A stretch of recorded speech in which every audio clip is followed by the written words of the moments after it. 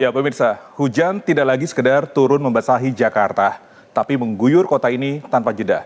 Menguji daya tahan drainase, infrastruktur, dan warganya. Dalam rentam kurang dari 24 jam, genangan naik turun di berbagai sudut kota. Jalan utama berubah menjadi kanal sementara. Permukiman menjadi pulau-pulau kecil yang terputus. Dan ritme hidup jutaan warga dipaksa melambat oleh air yang enggak kunjung surut. Kami akan ulas bersama terkait dengan hujan di Jakarta dalam paparan berikut ini. Pesan dari banjir, titik balik pengelolaan air Jakarta. Kita ke slide yang pertama pemirsa. Anda bisa lihat gambar ini berdasarkan laporan resmi Kepala Pusat Data dan Informasi Kebencanaan BPBD DKI Jakarta, Muhammad Yohan pada Jumat pagi, 23 Januari 2026. Banjir di DKI Jakarta terus mengalami fluktuasi. Pada lini masa ini Anda bisa melihat bahwa di tanggal 22 Januari, genangan mencapai puncaknya di 132 RT yang terendam. Pada Jumat dini hari, 23 Januari pukul 3 dini hari, genangan surut menjadi 106 RT. Dan pada Jumat pagi, tanggal 23 Januari pukul 11:34 waktu Indonesia Barat, genangan meningkat kembali menjadi 125 RT. Perkembangan ini menunjukkan fluktuasi air yang signifikan akibat durasi hujan yang panjang dan intensitas yang masih tinggi, yang berakibat ketinggian air bervariasi yang signifikan di berbagai lokasi.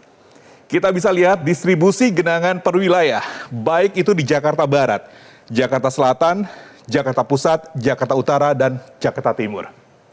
Genangan per wilayah ini terjadi di tanggal 23 Januari di Jakarta. Bahkan BPBD DKI Jakarta mencatat 14 ruas jalan tergenang di wilayah utama, yaitu Jakarta Barat, Jakarta Selatan, dan Jakarta Timur. Pada beberapa ruas jalan menuju pusat kota, dan genangan ini menghambat lalu lintas dan mobilitas warga, mempengaruhi aktivitas ekonomi dan transportasi umum. Apa sebenarnya penyebab curah hujan ekstrim yang terjadi di Jakarta? Badan Meteorologi dan Klimatologi Geofisika BMKG memperingatkan potensi cuaca ekstrim masih mengintai sejumlah wilayah Indonesia bagian selatan.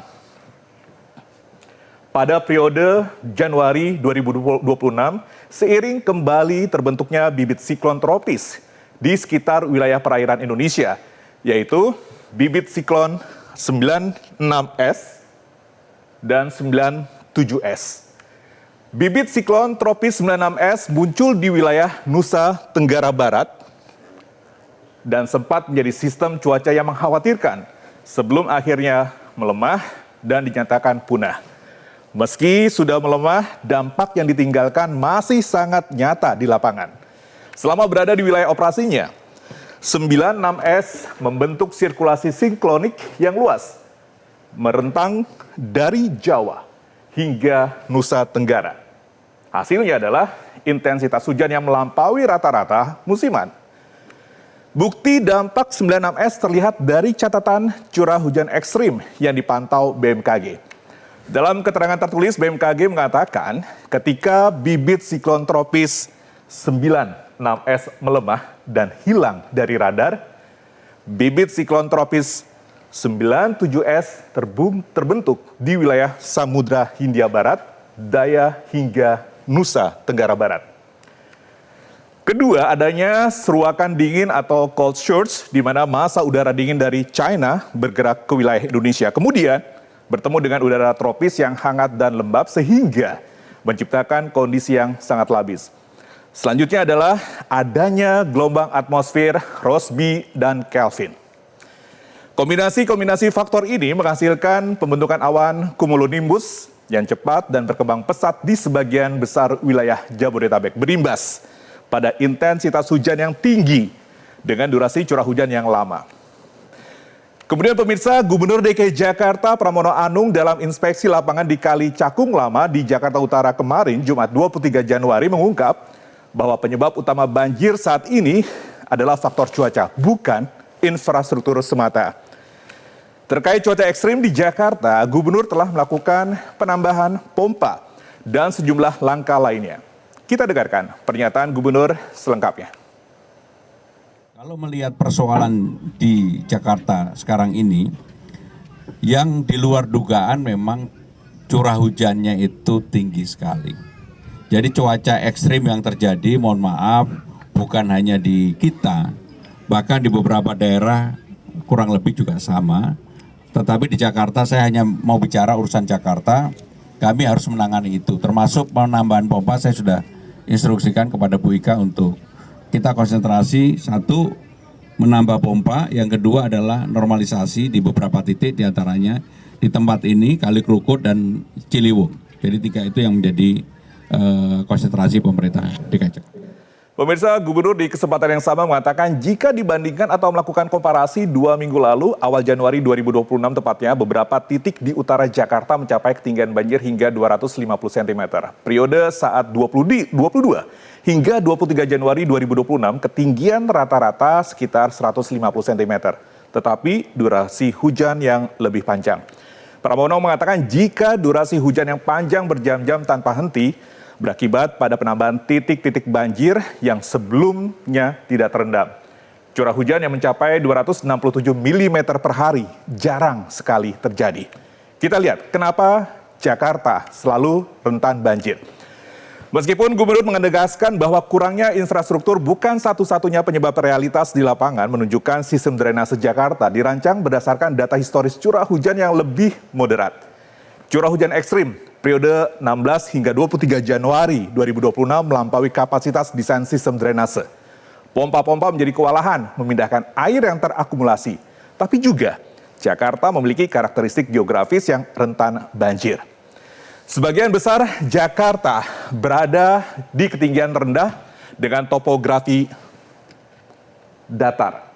Sistem sungai yang kompleks, pertemuan beberapa sungai utama, yaitu Ciliwung, kemudian juga Krukut dan Cakung. Ketiganya mencakup dan menciptakan titik-titik konvergensi aliran air, dan selanjutnya kita bisa ketahui bahwa adanya limpasan dari hulu, air dari Bogor dan Depok yang terus mengalir melalui Bendung Katulampa dan memperberat beban drainase Jakarta. Lalu apakah untuk mengantisipasi banjir yang dilakukan oleh pemerintah DKI Jakarta juga telah melaksanakan strategi mitigasi sementara berupa operasi modifikasi cuaca. Frekuensi operasi modifikasi cuaca dapat dilakukan menyesuaikan kondisi cuaca di Jakarta dan sekitarnya. Dalam hal ini, koordinasi erat dengan BMKG untuk monitoring kondisi atmosfer. Kita simak pernyataan Gubernur DKI Jakarta. Saya sudah memerintahkan untuk perpanjangan modifikasi cuaca. Jadi operasi modifikasi cuaca ini yang seharusnya selesai tanggal 23 ini akan kita perpanjang sampai dengan tanggal 27.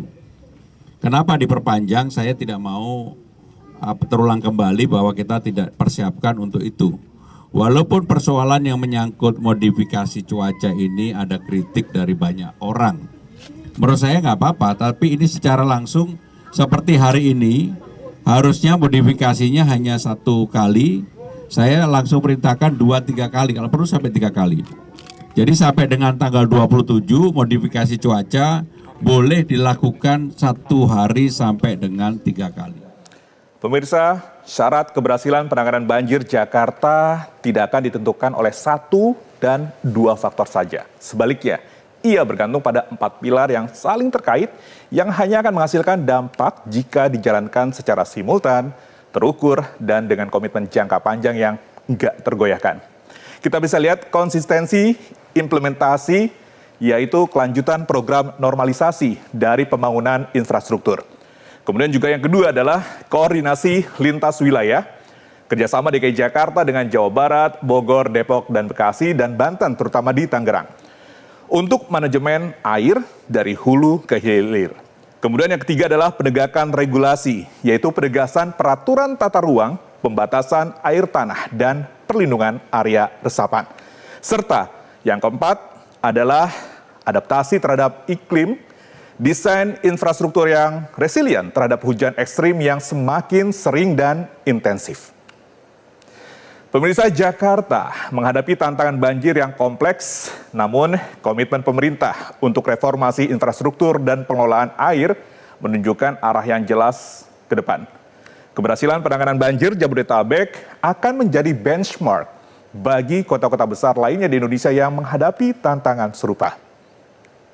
Dan berikut kami sampaikan perakiraan cuaca untuk wilayah Jakarta dan sekitarnya berdasarkan data resmi Badan Meteorologi, Klimatologi, dan Geofisika untuk hari ini Sabtu 24 Januari 2026.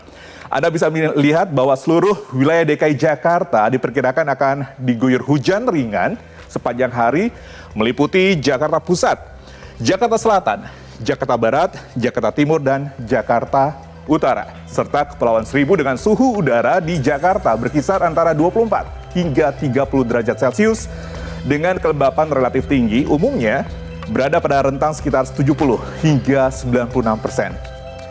Kita akan melihat untuk kawasan penyangga ibu kota, yaitu di Bogor, diperkirakan mengalami hujan ringan dengan suhu antara 22 hingga 28 derajat Celcius dengan kelembapan 70 hingga 95%.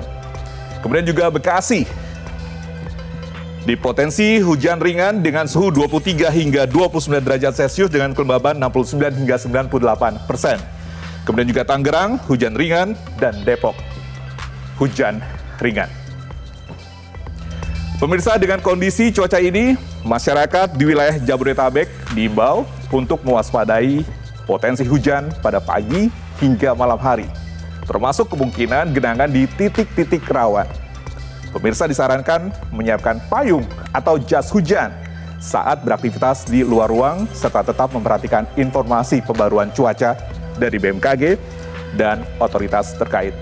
Demikian. Jelajahi cara baru mendapatkan informasi. Download Metro TV Extend sekarang.